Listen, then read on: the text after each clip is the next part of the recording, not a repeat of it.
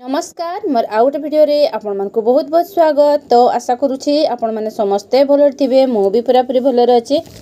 तो एटा देखि पारुथिबे हमर मार्च मासर 19 तारिख रो अंकुर दिवस ईसीसीई डे बैठक रो विवरणटा मो नै कि आछि। तो विवरणटा पढ़ी सुनेबा आगरु मोर आपण मानकु रिक्वेस्ट, जदि आपण माने मो चैनल फर्स्ट टाइम आछंती तो मो चैनल को निहाती सब्सक्राइब कर देबे, बेल आइकन को जाकी देबे, ताले एही परि भाबरे इन्फॉर्मेशन वीडियो सब आपण पाई परिबे। तो चलूँ ताहले आम स्टार्ट करदबा।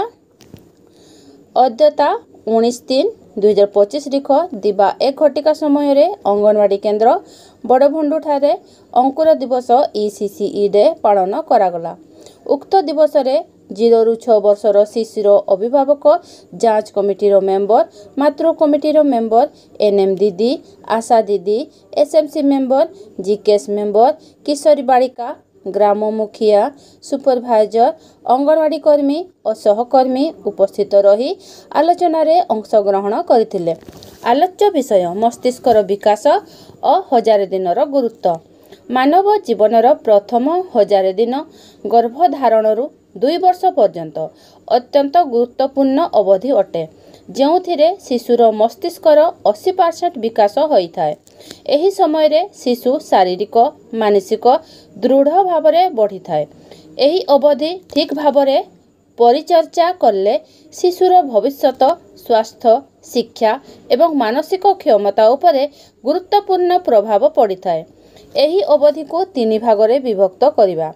गर्भावस्था 270 दिन, शिशु जन्म परे 1 वर्ष 365 दिन, शिशु 1 वर्ष परे 2 वर्ष 365 दिन, मोट 1000 दिन। गर्भावस्था शिशुर मस्तिष्क विकास द्रुत गति रे हुए। एही समय रे शिशुटीर शारीरिक और मानसिक विकास निमंते गर्भवती महिला पौष्टिक खाद्य खाइबा, तांकर थाली रे प्रतिदिन त्रिरंगा युक्त खाद्य रहिबो, जेपरिक पुष्टिसार, श्वेतसार, स्नेहसार, विटामिन, खनिज सार, मस्तिष्क विकास निमंते folic acid, DHA, iron, omega 3 fatty acid भड़ी उपादान अत्यंत दरकार।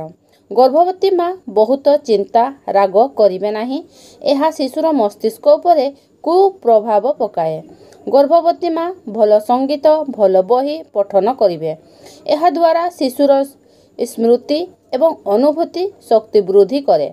माँ सबुबले प्रसन्न रहिबे, एहा शिशुर मस्तिष्क विकास एवं नैतिकता उपरे भल प्रभाव पकाई थाए। धूमपान, मद्यपान किंबा जे कौनसी निशाद्रव्य को एड़ाइबा, एहा मध्य शिशुर मस्तिष्क विकास रे बाधा उत्पन्न करे। अंगनवाड़ी केन्द्र रे मिलुथिबा टीएचआर ग्रहण करिबा, प्रति ममता दिवस रे गर्भ परीक्षा कराइबा और समस्त प्रतिषेधक टीका नेबा, आईएफए और कैल्शियम बटिका ग्रहण करिबा। शिशुटी जन्म हेबा मात्रे मार कष क्षीर पीब।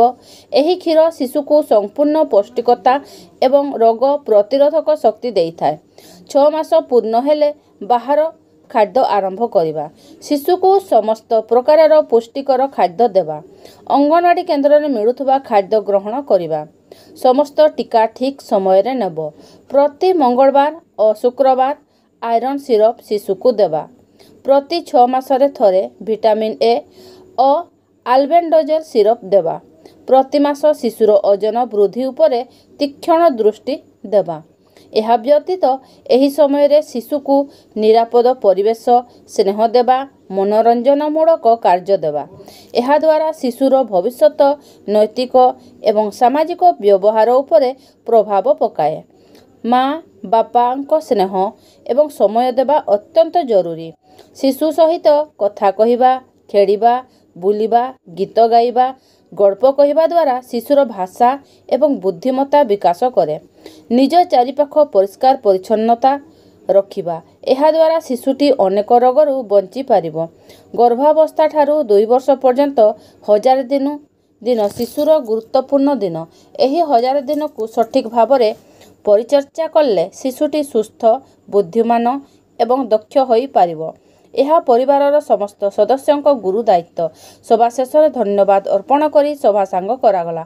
तो मुझे भाव में लिखी, जदि आपन को एथिरे किसी चेंज करिबार थाए ताले आपन देखिबे, नहले पूरा ठीक अच्छी प्रोसीडिंगटा कौन सी भूल नहीं किंतु एथिरा आहुरी जदि ऐड करबा पई चाहेबे तो बरम आहुरी ऐड करी होबो। तो ठीक अछि ताले रहूची देखा हबो मोर नेक्स्ट वीडियो रे।